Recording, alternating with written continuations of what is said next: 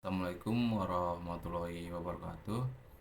Kenalkan, nama saya Ardi Maulana dengan NIM 221011401067, kelas 07 TPLP 028. Di presentasi ini saya akan membahas tentang arsitektur dan organisasi komputer. Dalam presentasi ini kita akan membahas konsep dasar tentang bagaimana sebuah komputer dirancang dan diorganisasikan, mulai dari komponen utamanya hingga cara kerja internalnya. Lanjut saja, kita apa saja sih yang ingin kita bahas di materi kali ini. Sini ada 9 materi yang ingin saya bahas. Yang pertama itu ada pengantar, kedua tujuan pembelajaran, ketiga komponen utama komputer, keempat CPU Central Processing Unit, kelima memori komputer, keenam sistem bus, ketujuh siklus instruksi, ke-8 perbedaan arsitektur dan organisasi komputer, ke-9 perkembangan arsitektur modern, ke-10 kesimpulan. Lanjut saja kita bahas yang pengantar. Arsitektur komputer adalah rancangan konseptual dan struktur logis dari sistem komputer yang terlihat oleh pemrogram, seperti set instruksi, format data, dan mekanisme pengalamatan. Sementara itu, organisasi komputer berkaitan dengan bagaimana komponen fisik komputer bekerja sama untuk menjalankan rancangan tersebut. Dengan kata lain, arsitektur berbicara tentang apa yang dilakukan komputer, sedangkan organisasi menjelaskan bagaimana hal itu dilakukan. Jadi arsitektur komputer membahas apa yang dilakukan komputer, misalnya bagaimana instruksi disusun dan dijalankan. Dan sedangkan organisasi komputer lebih ke arah bagaimana komputer melakukannya, yaitu bagaimana komponen hardware bekerja sama untuk mengeksekusi instruksi tersebut. Jadi arsitektur bersifat konseptual, sedangkan organisasi bersifat implementatif. Lanjut ke tujuan pembelajaran. Melalui materi ini, kita akan memahami bagaimana sistem komputer dibangun dan berfungsi secara menyeluruh. Mahasiswa diharapkan dapat menjelaskan perbedaan antara arsitektur dan organisasi komputer, mengenali komponen utama komputer seperti CPU, memori, serta sistem bus, dan memahami bagaimana instruksi dijalankan di dalam prosesor melalui siklus instruksi.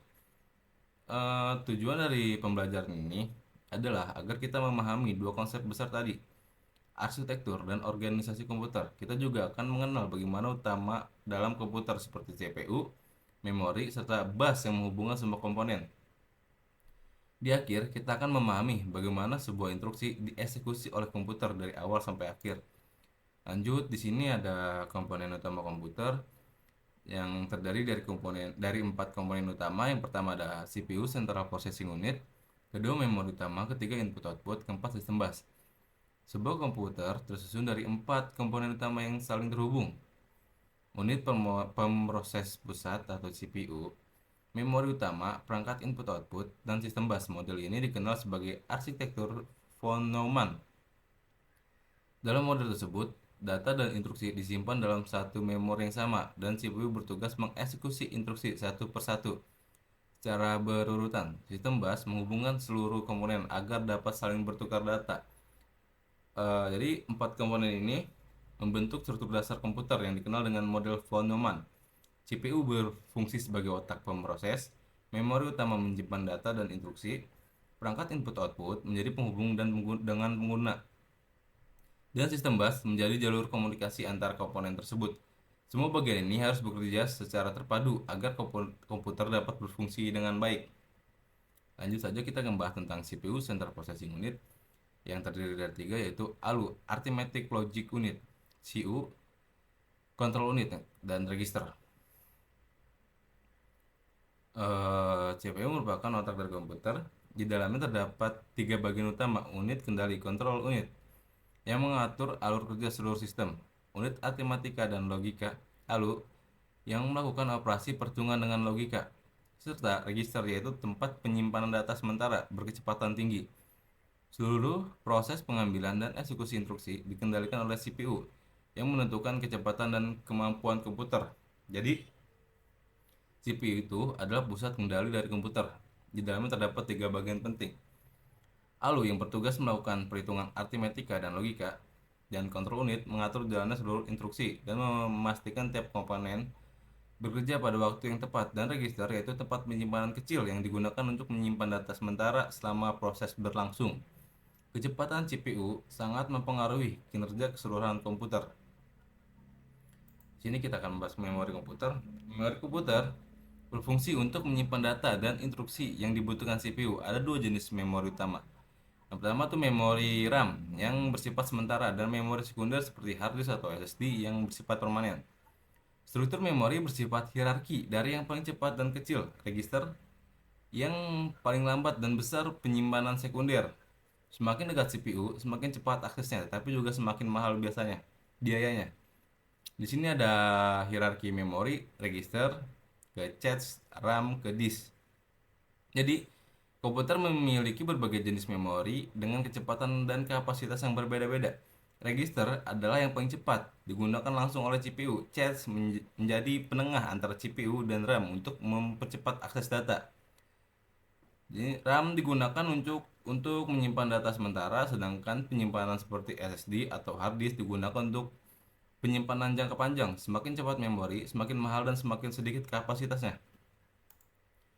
Sistem bus. Di sistem bus, di sini ada jenis-jenis bus, ada tiga. Yang pertama data bus, address bus, control bus. Sistem bus adalah jalur komunikasi yang menghubungkan berbagai komponen utama. Ada tiga jenis bus utama, data bus yang membawa data antar komponen, address bus yang menentukan lokasi data dalam memori, dan control bus yang mengatur sinyal kontrol antar perangkat. Tanpa sistem bus, CPU tidak dapat berkomunikasi dengan memori atau perangkat input-output, sehingga bus menjadi elemen vital dalam organisasi komputer. Sistem bus ini berfungsi sebagai jalur penghubung antar komponen komputer. Data bus mengirim data dari satu komponen ke komponen lain. Address bus menentukan alamat di mana data tersebut disimpan, dan control bus mengatur sinyal kontrol seperti read atau write. Tanpa sistem bus, CPU tidak akan dapat berkomunikasi dengan memori maupun perangkat input dan output. Lanjut ke perbedaan arsitektur dan organisasi komputer.